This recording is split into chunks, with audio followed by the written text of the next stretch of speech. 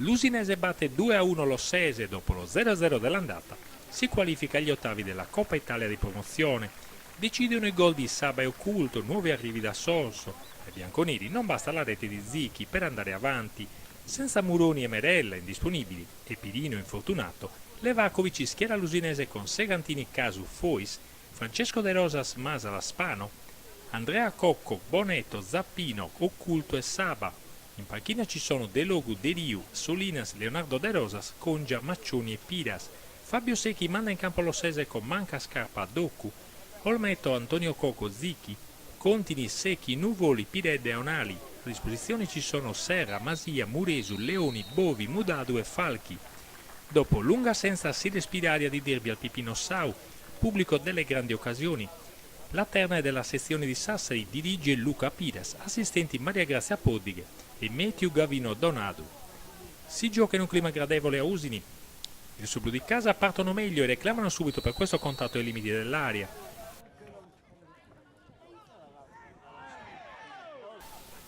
L'Ossese stenta a entrare in partita e l'Usinese si porta in vantaggio al 10° minuto quando Zappino ispira a Saba. Manca esce male, l'ex attaccante del Sorso firma il gol dell'1-0.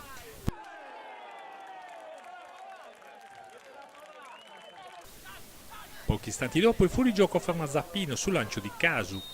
Ancora il laterale destro cerca la profondità senza precisione. 2 minuti dopo Occulto sorprende tutti battendo velocemente un calcio di punizione, poi De Rosas alza la mira da buona posizione.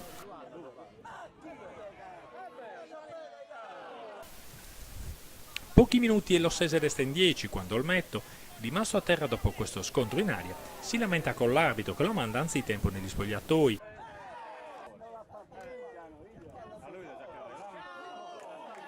L'Usinese preferisce la corsia di sinistra per affondare, ma non riesce a concludere. L'Ossese prova a sfruttare le palle inattive, senza fortuna. Secchi corre ai ripari e mette dentro Muresu per Scarpa. L'ex Piredda cerca una palla invitante, ma Segantini controlla senza problemi. Gli ospiti tentano di sfruttare anche il gioco aereo, senza esito. Nella ripresa il motivo non cambia, l'Usinese prova a gestire la gara, l'Ossese vuole il gol qualificazione, anche con l'uomo in meno. Qualche protesta per questo intervento energico di Masala, ma l'arbitro lascia proseguire.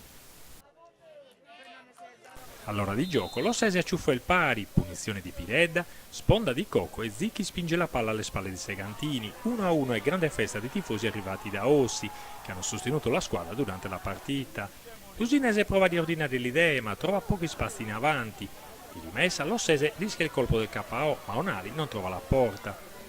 Con qualche ripartenza, i padroni di casa sfiorano il sorpasso con Piras.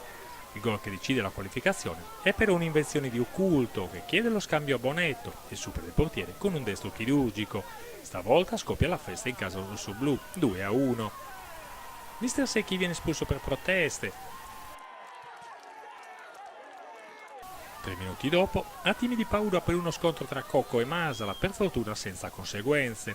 Al minuto 82 l'instancabile Fois mette dentro e per poco Doku non combina un pasticcio. Viene espulso per proteste anche Cocco su segnalazione dell'assistente Poddighe. L'Ossese cerca l'ultimo disperato assalto ma non basta e perde anche Piredde espulso. Si qualifica l'Usinese ma onore agli ospiti che ci hanno creduto sino alla fine.